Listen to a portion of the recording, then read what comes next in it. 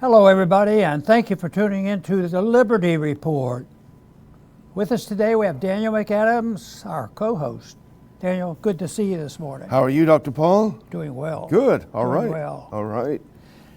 So, always better than the country itself is doing. That is true. What we'd like to see is improvement in our country and emphasize the right things. Now, there was a major ruling this past week that a lot of people with armed pens and needles, and it sort of divided some of the libertarian-leaning people and digesting all this, because there was politics involved a little bit on how this would be stated, and it had to do with the immunity thing about Trump and hundreds of people who were arrested and mishandled by the Justice Department.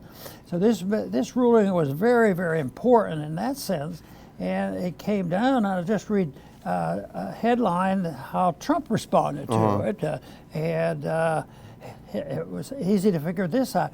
Trump says the immunity ruling a big win for democracy and Donald Trump. This is the way it's interpreted. And it really is, because most people believe now that there will be, there's not going to be any more attempt to try to put Trump in jail before the election. This thing is going to be played out. The Supreme Court essentially sent it back to the other courts and ruled that he can't currently be charged for some of the really, really bad stuff, you know, the criminal things. And some describe this as just describing that these people that went in there, because it was obvious they went in, some, who we don't know how many, and they did a little bit of trespassing and some damage, and then the question always came up: who encouraged them? Who put them in there? Where was the conspiracy? So it was a lot of monkeying around there. But the real crime of this whole thing, and I don't know how they're going to be, it has yet to be justified. The people who were arrested, not because of trespassing, they were visitors to the Capitol, and they didn't participate, and yet people are in prison, and they have not had that is the real crime of this whole thing. And they said it, it's clarified some things, and those people that are in prison are probably breathing better today, and that is good. But they have to still go through a court ruling, and I don't think that should be a big deal. But just the whole process, who's going to give them their year back? Or 4 years, 3 years, that's true. There were a lot of them. So it's been an ordeal. And the one thing I want to mention, a little bit esoteric, but to me it's very important, and to others. The headline in Zero Hedge was Trump says immunity ruling a big win for democracy. Well, I get annoyed by democracy because I think that's mob action. As long as you get 51%. We had 51% at the beginning of our country that said we should perpetuate and continue with slavery. So that was democracy, but not too many people talk about that. The democracy is sort of a mob action. It can be the majority, and they join in. And yet electing leaders. Some countries are doing this now, but even our country our constitutionalists tried to prevent that by having an electoral college, and even that has it's not pure democracy, because a little state has representation, especially in the Senate. That is where they're really challenging the pure democracy. But democracy is the word you use, yet it doesn't even exist in the Constitution. But if you're for democracy, everybody is going to be happy. And that, to me, is different than participating and influence a public opinion. A prevailing attitude, how 2 and 2 is 4, not 2 and 2 is 6. So this attitude is important, but you don't call that mob rule. So I think when they talk about democracy, they're not emphasizing the things that should be emphasized, and that is justice and truth. And even with this ruling, there's a shift in that direction, but we still have a long way to go, because when you think of a need to have justice and truth, maybe in the Department of Justice. What do you think? That would be helpful to have. But anyway, it's an important ruling, and people are going to breathe easily. If Trump wins in the fall, it will even become less significant. You know? So for that reason, anybody charged on 6th, he can, pardon them. Who knows what will happen? The election becomes a big deal. It does, for sure. Well, put on that first. The two were transposed again, so put on the second clip. Which, go ahead one. To the second is the first. If you can go ahead. The second one. Yeah, there we go. Yeah, so this is from Hedge. Two big Supreme Court rulings over the weekend and today. Two big rulings. The first one, as you mentioned, Dr. Paul, has to do with the immunity from criminal prosecution for acts that he did while in office. And this is a big ruling, a 6-3 vote from the Supreme Court that former presidents, including Trump, enjoy immunity from criminal prosecution for conduct involving official acts. So the question is whether it's an official act or not an official act. And as you say, Dr. Paul, that'll go to the lower courts. But they upheld the idea of the immunity. And as you say, that makes it very unlikely that Trump will even be facing a trial before the election. The Supreme's ruled that there is immunity unless the president is impeached and removed from office, which, as we know, didn't happen to President Trump. And the second one we'll talk about in a second, as you alluded to, has to do with the January 6th cases. So I think essentially, if you were going to put a label on it, it would be the narrative is falling apart. The Democrats put up a narrative. They've done it, since 2016. Their narrative was that Trump was an agent of Russia. That fell apart. Now the narrative was that Trump incited an insurrection. That now has fallen apart. That Trump has committed all these crimes in office. That's falling apart. So the entire narrative against Trump is now falling apart. And I think it's a very good week for him, I think. Well, I'll tell you what, he's breathing easier, as so many others that have had injustice thrown at them. So we will hear more. There was one, when I looked at the names, how they voted, the two I remember, and I assume the report was correct, but the article I read said that Amy Barrett, which, remember about a couple weeks ago, she says, I'm my own person. Yeah. She voted against this. All the other more conservative justices. So she may have, sometimes she might have one point that you'd have a hard time arguing with. I don't know if that's true, but it was a surprise to me, especially when Katina Brown Jackson had a vote here a month or so ago that we were surprised. Yeah, that's true. From our viewpoint, she deserves credit for that, because she voted yes on this. Yeah, very interesting. Well, Sean Davis, I think from the Federalist, if I'm not mistaken, he had a couple of interesting insights, and they appear in the Zero Hedge article. If you could just fast forward to the one that says key paragraph, I think it's 2 or 3 in, and put that one up. So key paragraph in the Supreme Court ruling, Dr. Paul, and this is a quote from the decision.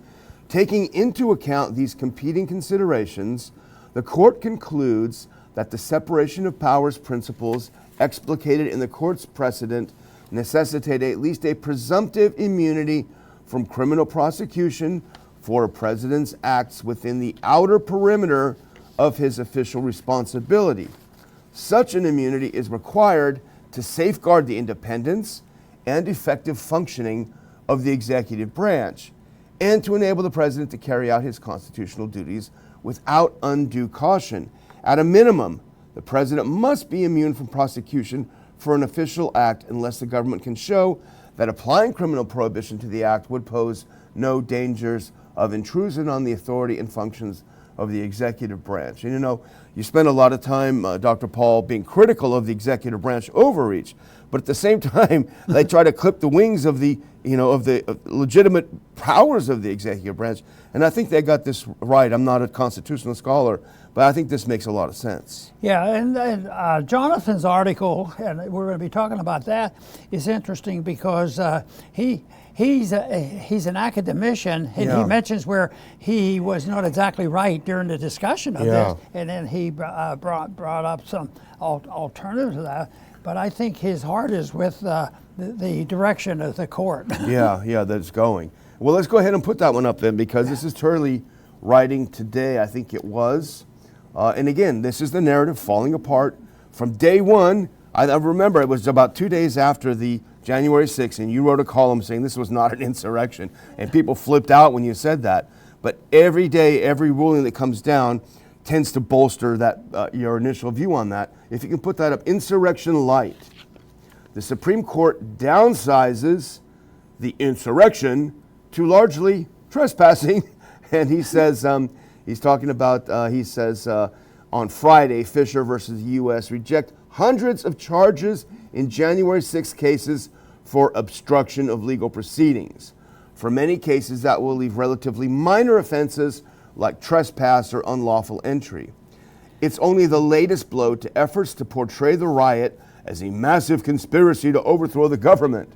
While portrayed by pundits and press in strictly ideological terms, it actually produced an interesting lineup with, as you point out, Dr. Paul, Justice Brown Jackson voting with the majority and Justice Amy Coney Barrett voting in dissent. Nevertheless, it was a solid ruling that they were not guilty of obstruction of legal proceedings, but just trespassing. And even that would be a question, I think, because it's supposed to be the people's house, right? Yeah. So major defeat for this narrative. Well, the trial is so annoying. How it was a kangaroo court for all that. It should have been thrown out for that. Yeah. And nothing else. But the charges were originally obstruction of official proceedings. Yeah. And that's pretty vague. But the other one is conspiracy to defraud the U.S. government. And I thought, well, has the DOG ever conspired to defraud the liberties of the people? I mean, it's so crazy. But it's also, they had been charging Trump and others against the conspiracy against rights. Yeah. We don't want them to conspire against our rights. But in doing so, they threw the whole, Constitution out the window. And just words. And they got away with it for so long. But it was mostly the perpetuation of this had to deal with, the complicity of the media. Yeah. The media was a ringleader there, and but it's interesting though. Yeah, it's not quite total movement, significant movement in the right direction. Might have saved an election, and I think that this is pretty good. But we'll have to wait and see. And I think that. When this all started on this conspiracy and why the takeover of the Capitol was occurring, all I could think of is, somebody was able to portray this as, how often have they said, Trump called up and said, get those votes no matter how you can do it, cheat, lie, cheat, and steal. Yeah.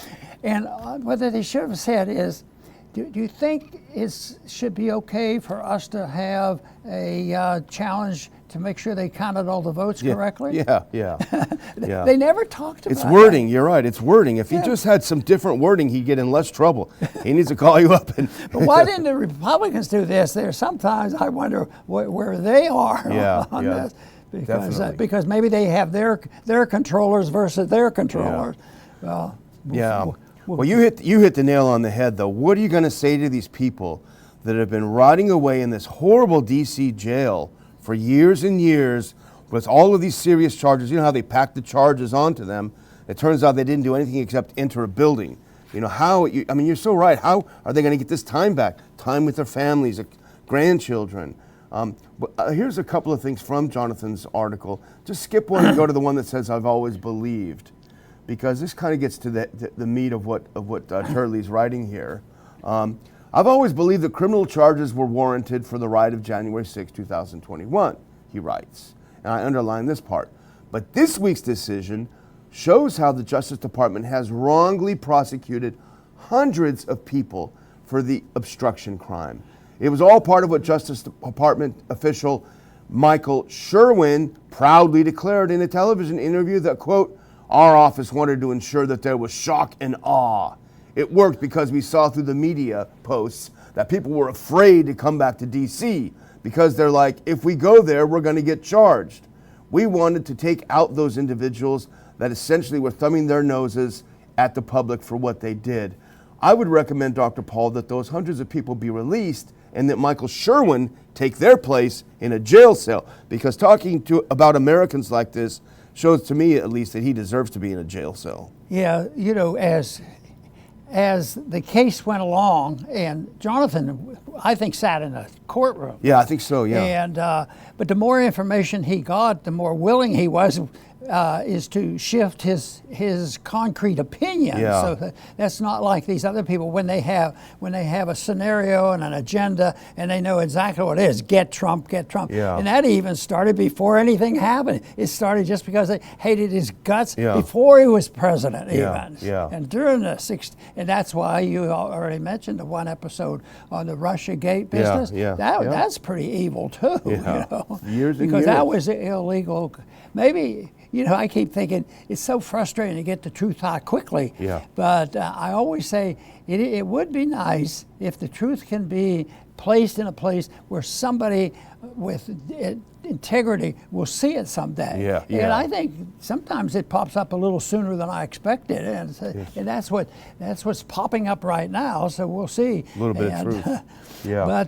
But the nature of the political system and the nature of especially the people in there, these kind of problems, they're going to.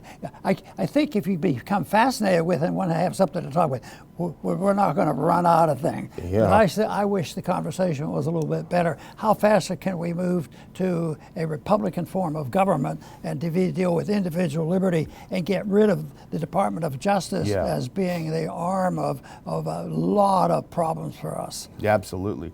Well, you mentioned President Trump. Put on that next clip. Here's an actual interesting part of this. This is where they intersect. For most cases, the decision may require resentencing, hopefully. Others with pending charges will go to trial without an obstruction claim. One of those is former President Donald Trump. Special counsel Jack Smith brought 4 charges in Washington, D.C. Obstruction of an official proceeding, conspiracy to obstruct an official proceeding, conspiracy to defraud the United States, and conspiracy against rights. The Fisher ruling means that half of the indictment would be dropped. Smith could be compelled to seek a superseding indictment. So the case against Trump is also falling apart partly because of this. But deal. it looks like between now and November, things will calm down from day to day new information. Yeah. Because nobody has to deal with it. They have to deal with the election. So, and we might have another debate to help us sort out the pros and cons of. I don't know. I wouldn't put money on that.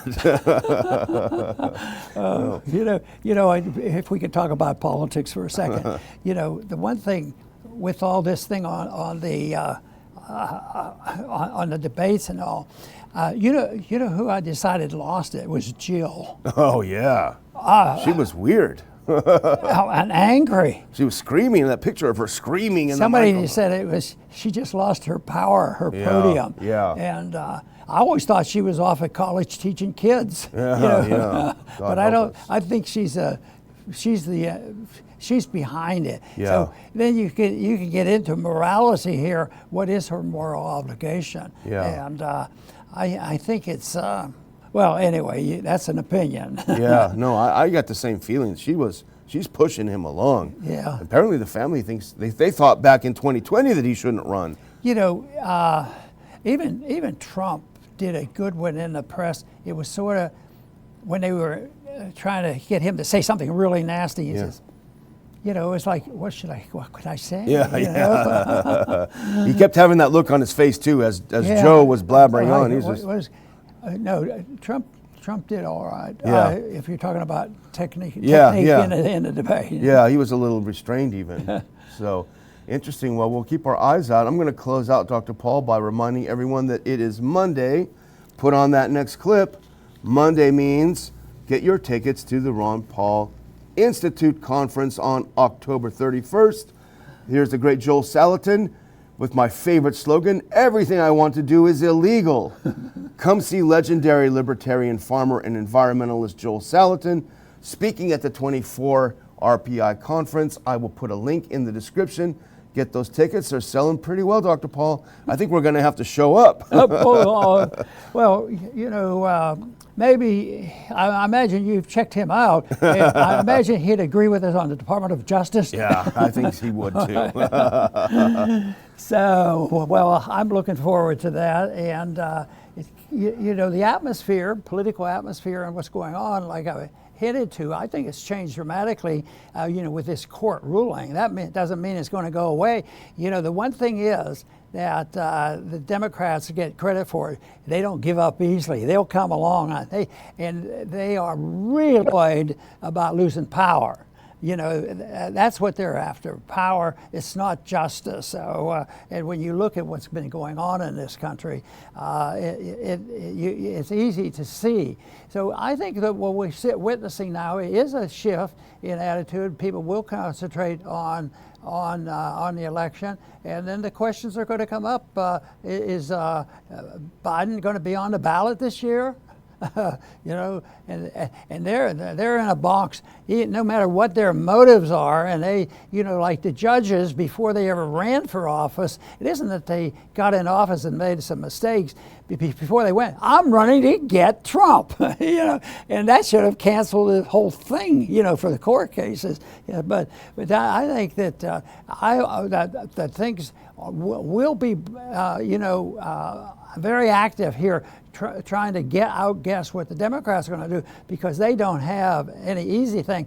And somebody was asking me the other day, well, maybe just Biden impeach, right, and throw him out, and then you can, then you have Kamala Harris. Her numbers are lower than the rest of them, so it's no easy out. I said at least the Republicans were smart enough. They decided to get rid of Agnew before they knew they were getting rid of Nixon.